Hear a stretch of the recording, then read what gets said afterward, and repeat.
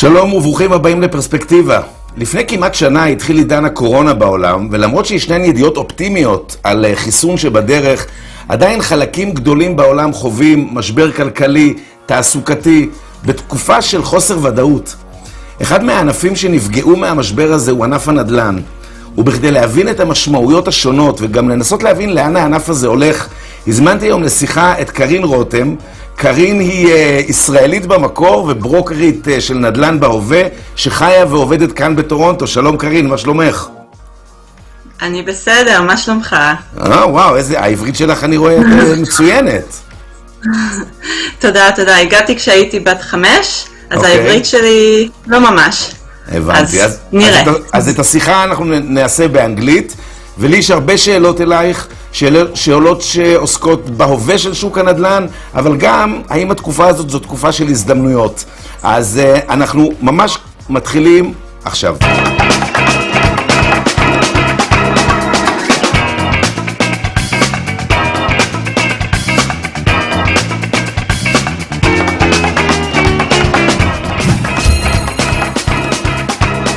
אוקיי, שלום קארין, מה שלומך שוב? אני עדיין בסדר, תודה. את עדיין בסדר. בואי, ספרי לי קצת. אנחנו ננסה לעשות את זה בעברית עד שאת תתקעי ואז נעבור לאנגלית. ספרי לי קצת. את ילידת הארץ? מתי הגעת לקנדה? תני לי קצת את ה-background שלך, את הסיפור שלך. אני נולדתי בראשון, יש לי עדיין משפחה שם, והגענו לטורונטו כשהייתי בת 5, אז בגלל זה העברית שלי לא הכי טוב. וזהו, חלק מהמשפחה שלי פה בטורונטו וחלק בארץ. הבנתי, ואיך את שומרת על הקשר עם הארץ? כל כמה זמן את נוסעת? כל כמה זמן את חוזרת?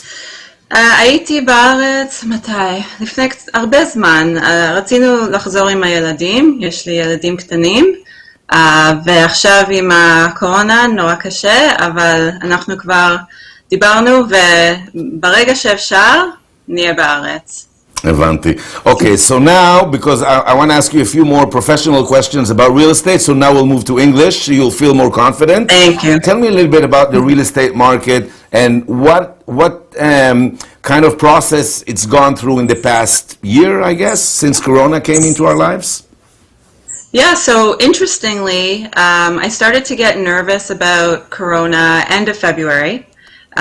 And starting at the beginning of March, we all started to get a little bit nervous. The market was crazy here in the first part of the year, in the first part of 2020. There were multiple offers on everything and anything. But when Corona hit mid-March, I would say there was a big fear. We had no idea what was going to happen. Everybody was sitting at home, kind of just talking to each other, waiting. Nobody was going out. Nothing was happening. So there was this moment of, it was just fear and not knowing what was coming next. It was very quiet for about a month.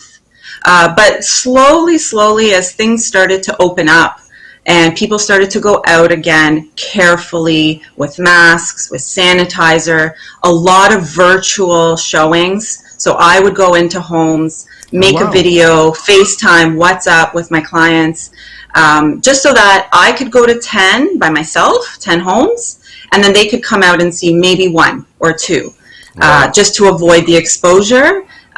Things started to sell again. So by the mid-April, end of April, we started to see that things were coming back. People were still able to go out. Real estate was mid-April, yeah. So just about a month we were quiet. Really? So that's it, because there's such a demand in this place. You know, people want homes. You know, the world has gone through, as you said, to remote work.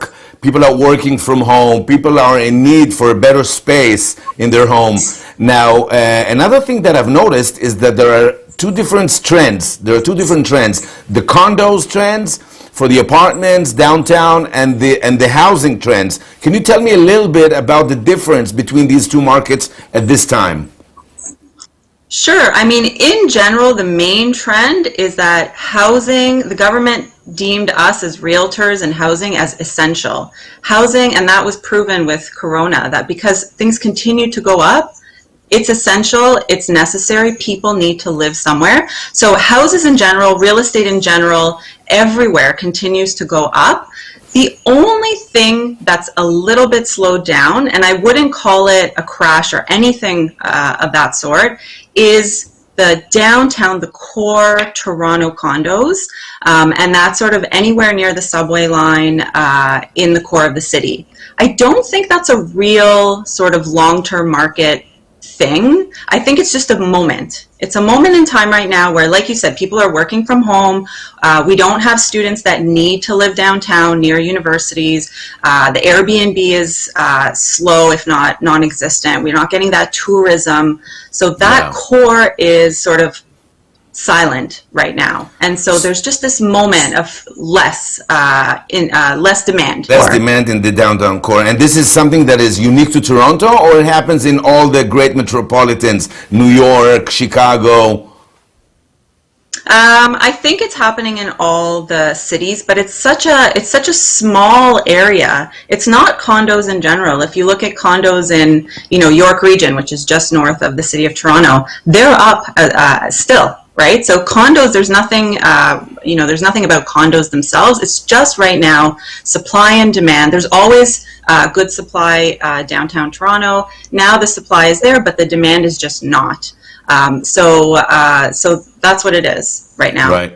What about the mortgages market? As a real estate agent, you have to take care also of the linkage between the customer, the banks, everyone.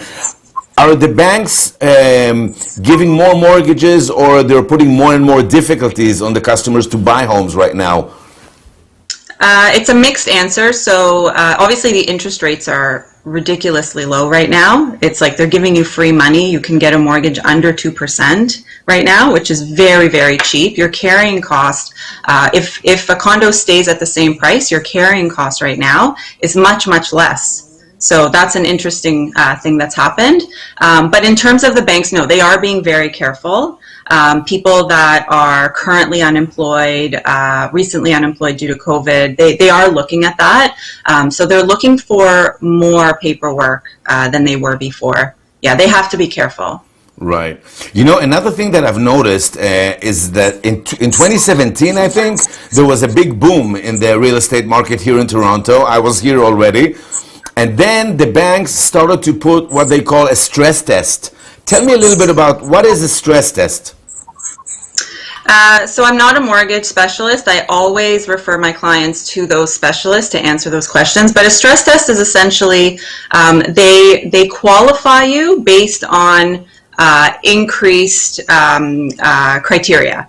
Right. So maybe you can carry $2,000 a month in mortgage, but they're going to make sure that you can carry $2,500 a month, just to make sure that if there was any sudden interest rate change or any change in your situation, that you would be okay. So that's what a stress test is they're looking at you at a different level to make sure that you can afford the lower level. Since the beginning of COVID, most of the banks came out with an idea that people that have difficulties to pay their mortgage, they can suspend their payments, right? They can hold their payments and pay only their interest. Now, Corona has been around for, 8 months already? People haven't paid their mortgages for 8 months. And banks, I know, in Israel right now, banks are saying that they're going to start wanting their money back starting from the beginning of 2021, which is in a month.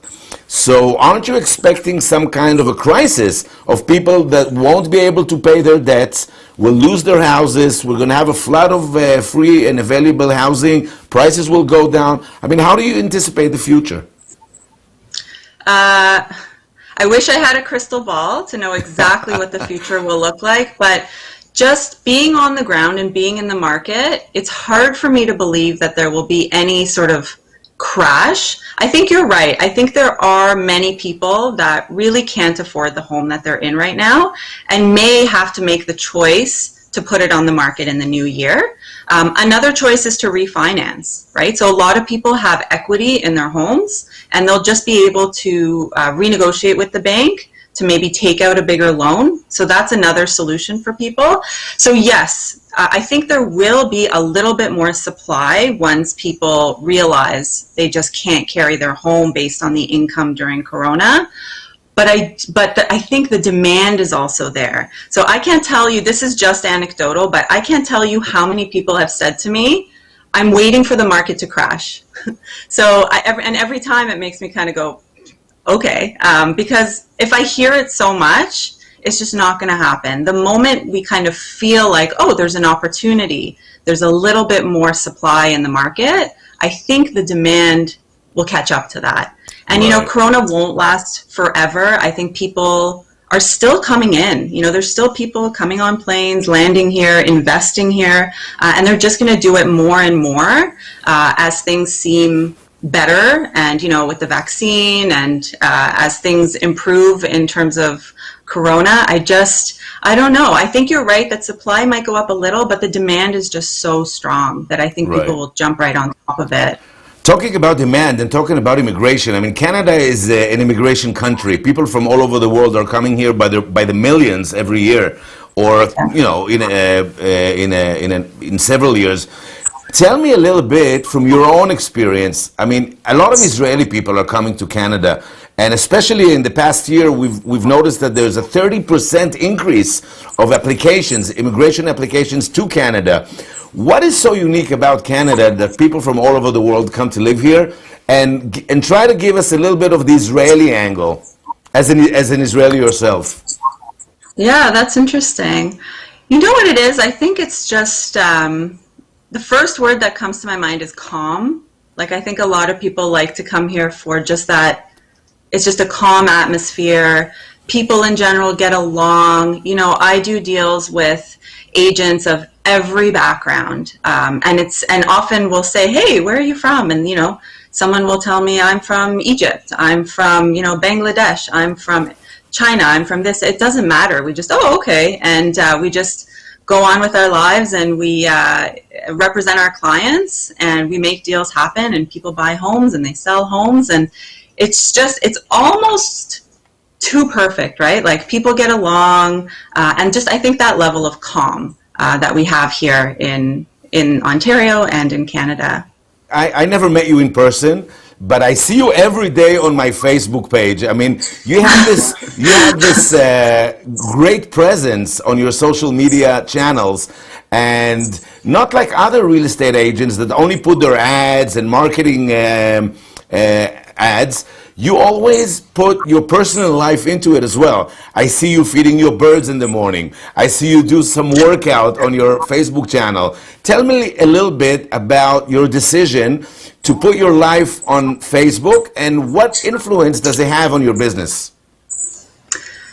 I wish I could say it was some genius decision. It wasn't.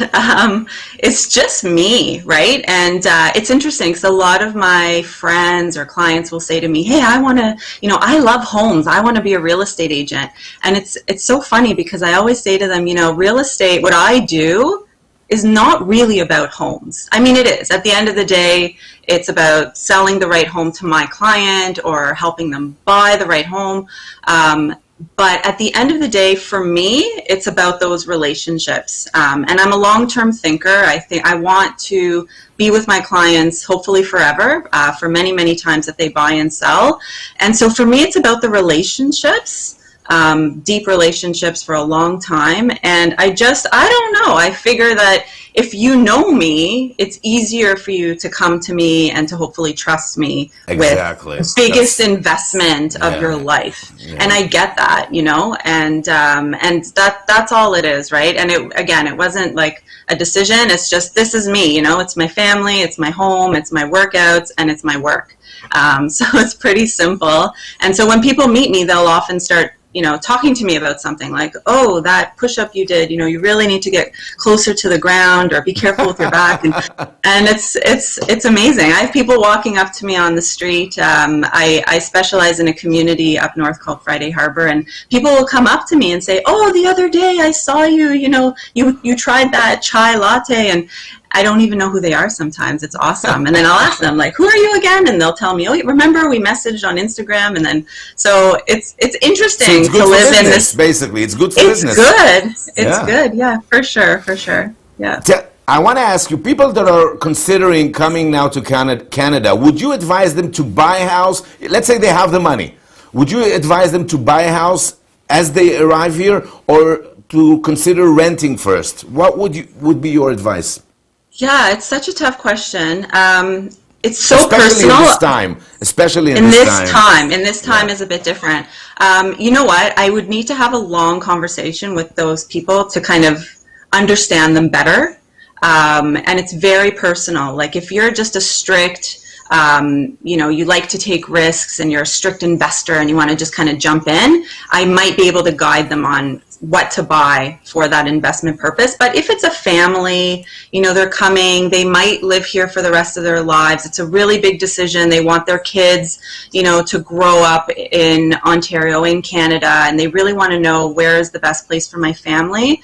I might suggest renting first, just because, especially a place like Toronto or the greater Toronto area, York Region, Durham, Peel, and the city itself, it's such a place of neighborhoods, and every neighborhood is so different, has a different character, has a different community. Maybe you don't want to have to drive all the time, so maybe you want to go further south. Maybe, you want to be around other Israelis. Like, it's such a personal thing. I would want to have a really long conversation about it, but I think renting first is a good idea, especially, so you're asking in the context of today. Today rents are, well, not all rents, but it's easier to rent right now in this moment. So I may suggest renting for a little while, maybe even getting some flexibility from the landlord about a 6 months to 12-month lease, and get to know the place, and really try to fall in love with a neighborhood where you can imagine yourself or your kids growing up, or you spending time walking down the streets. And it's not the same for everybody. So that's why maybe renting first. But if it's strictly for investment and it's something you plan to hold on to for the next 3 to 5 years, no matter what, maybe you can buy a condo today and still get a house in a couple of years, keep the condo as an investment, then yes, I would potentially say I have really good opportunities for you in the core right now. This is the risk factor, this is what you need to know, and kind of jump into that. So it depends on the person. When one comes here and he doesn't know, he or she, they don't know any real estate agents, and they open the Facebook and there are so many offers and there are so many agents, give me a tip on how to find the right agent for you. That's a good one. You know what? At the end of the day, it's about trust. That's the number one thing. This is a huge investment for you, and it's a huge decision. Whether you're renting or buying, renting is a big decision too. It's about your life, where you're settling down. So pick someone that you trust. And then, just look at the social media, at their website, see if it kind of rings true to you, and try to form that relationship. Because it really is. Is there a difference to the deal that each agent would be able to provide me? I mean, let's say I look at a home and I want to get this home. If I contact you, will you be able to get me a better deal than somebody else? It's huge difference. So for sure, Really? There's so many levels of service that we provide. Okay, so my job is not just show you 5 homes, you pick one, I write it down on a piece of paper, and it's yours. There's so much more that goes into it, and part of it is the negotiation skill. Part of it is knowing how to get you the best deal on that house. It's knowing who the other agent is on the other side. It's about knowing the street, the community, and the trends and what's going on. So that's just a small part of it. And there's so many other services along the way. What I do is I'm with you from day one until, after the closing. Every step of the way, there's something of value that I can give to you. But absolutely, there's a big difference. Most of your work is lease or purchase? I'd like to say that it's more purchases and sales, but I have always been passionate about rentals. I have to tell you, most agents, especially the top agents, they don't touch rentals because it's really not our income stream. We do it as an added service for our clients, but for me, I guess because when I started, it was so important, and I think the landlord-tenant relationship is so important. There's so many ways that one can be hurt by the other. Like I really want to protect my tenants, really want to protect my landlords. In Ontario, there's very strong laws protecting one over the other. It's a really unfair system here. So I'm very passionate about it. And for that reason, I think this year, probably always, I end up doing more rentals than sales. Right. But that's a work of passion. It's because I think that it's a really important part of the real estate landscape, and I just love being part of it. You're saying that it's a work of passion for you, but you haven't been always a real estate agent. Your history, your background comes from a completely different field of work. So I disagree, because my original field of work, I feel like that's still what I do. So I'm a teacher, and you hear me say it, I am a teacher. So I started... Why do you disagree? Because you said it's completely different. That's the part I disagree about. Okay. I think that the way that I handle real estate is also as a teacher. So I started off as a high school math and science teacher. Very passionate about that as well. I love young people.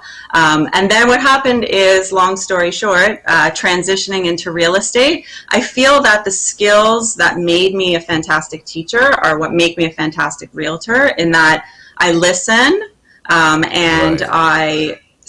I'm there to facilitate, right? The same way that I was in the classroom. I'm there to listen. I'm there to make sure that what you're doing is the right thing for you. People need to feel safe to ask questions and to be guided through the process, just like in a classroom, just like when you're learning something new. It's scary not to understand, calculus. And you need somebody in front of you that, that you feel safe with to ask those questions. Right. So that's why I'm saying I feel like it's the same job. I don't feel like I'm, doing something. I didn't go from teaching to, being an actress. I feel like it's the same. Talking about people and talking about their stories, I want to ask you a question. You are a very unique agent and a very interesting person to get to know, at least from what I've seen on Facebook. How would you order your personal identities? Can you give me an order of your identities? Wow, that one I need to think about.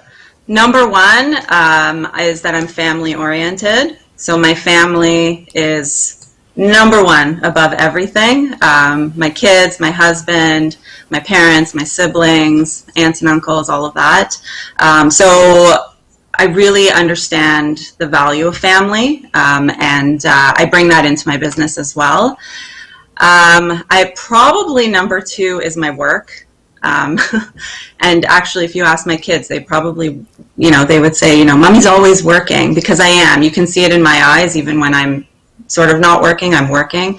And it's not, it's my clients, right? Like, I'm always thinking about them and, what I should be doing for them in that moment. Those two things probably take up most of my brain, especially with Corona right now. I try not to worry about the world and what's going on. I think I told you I completely shut off everything, probably in June, because it was just too much. What do you mean everything? Television? Television, news, other people's thoughts. Why? I just don't. Why? I think it's. You don't want to stay informed? You don't want to know what's going on? I don't. It's too much. It's too much right now. Yeah. I think, it's just too much for me personally. I just, there's, opinions, people fighting, everything that, one person says, there's 10 other opinions that people, and they argue. And generally speaking, do you even trust the news? I don't even know. Probably. I'm a skeptical person. Right. So when I hear something, I question it as well. And, studying math and knowing statistics and how things are reported, sometimes you see a headline, you kind of want to go and dig into where that headline came from and understand what the studies are behind it. But also for my family, I think the kids also, they're internalizing the conversations that we're having. And at the beginning, we were having so many conversations about what this new normal was going to look like. And I think maybe it was too much for the kids, because mine are little. Do you find the media sometimes biased towards the real estate market? And can you maybe give me an example? Oh yeah, for sure. Really? Us us realtors, we're constantly rolling our eyes like, come on, because they'll take a statistic and just kind of slant it to some story that they'd like to tell. I mean, the condo market is one example, like, oh, the condo market is crashing. It's not crashing. It was so crazy before Corona that now that people can actually view a condo, go to sleep at night, and make a decision in the morning. Is that a crash? That's not a crash. That's just a moment of time where things are a bit quieter. I can't tell you how many clients I had that I would show up to the showing with the offer so that they could sign it right there, so that we could send it right there. They didn't have time to sleep or think. That's not normal either. That was an intense super seller's market, and now it's just not a super seller's market. It's a bit balanced. So there's always a way to also has to do with the Canadian government, probably. The way it moderates the market. Every time it peaks or when it goes down, it kind of moderates the market in a much more aggressive way, I think, than in other countries. Really? I mean, they try to moderate it a little bit. It's just they'll have an effect for a short while, and then it just goes right back up. So that's what we're seeing. The only time that we saw a drastic effect was in 2017 when the Ontario government put in some restrictions on foreign buyers, on the rental market, which was not a good thing. We felt it for quite a while. We felt it for over 6 months. It was because it kind of slowed down everything, and the prices stopped going up. So you say it wasn't a good thing? No, the part that wasn't good was the rental fairness part that they put in, making it what they called more fair to tenants. I just disagree with interfering with the rental market. I think Ontario is very biased towards the landlords. And hey, I have landlord clients as well, but I just don't think it's a good thing. It would take a long time to explain why, but I often explain it to my tenants why not having a good balanced landlord-tenant rules in Ontario, why it's actually bad for them. Because fewer people want to be landlords in Ontario, and if fewer people want to be landlords, because it's so hard to be a landlord, there's less supply, and if there's less supply, the rents go up. That's why rents are so high in Ontario, is because it's an unfair place to be a landlord. If it was more fair and people could have security deposits and evict people that don't pay the rent, then the rents would be lower. It would be a much more fair environment. Right. So that's what I meant about 2017. But then COVID. So COVID knocked us back a little bit, but we're back on the rise now. Prices are up right now. 20% for year over year. Purchase. For purchase. Resale prices right now in the Greater Toronto area are up a lot, and that's for with homes or condos or both. Everything. Everything's going up. Everything's up. Everything's up, and this is during a time of worldwide, disaster. There's a pandemic, and that's the lesson that Corona has taught me. Is that housing is essential, homes are important, and actually now homes are even more important because we're spending so much time in them. In the house, So, and people are thinking more, the term YOLO, you only live once. People have that bug in their brain now where this is my life, and I can't count on 10 years from now, 20 years from now. So people are making new kinds of decisions these days about homes that they wouldn't have, So I find it a really interesting time to live in. Yeah, these are very unique times to live in. And Kaarin, I want to thank you so much for this very interesting talk. And where can someone find you? On Facebook? You have a website? Sure. Facebook is just my name. Instagram is just my name. And for Hebrew speakers, you also speak Hebrew. And I personally, even though I've never made a deal with you, I personally recommend, because even just from the fact that I'm following you on Facebook and I see the intensity of your posts and your relations with your customers, so I definitely recommend. And thank you so much for this talk. And in God's will, we will have a better time this soon for all of us, not only for you real estate agents, but for all of us. We all want to go back to normality and to regular life. So thank you very much, Kaarin Rotem, and have a wonderful weekend. Thank you so much. I appreciate it. שלום, להתראות, ביי ביי.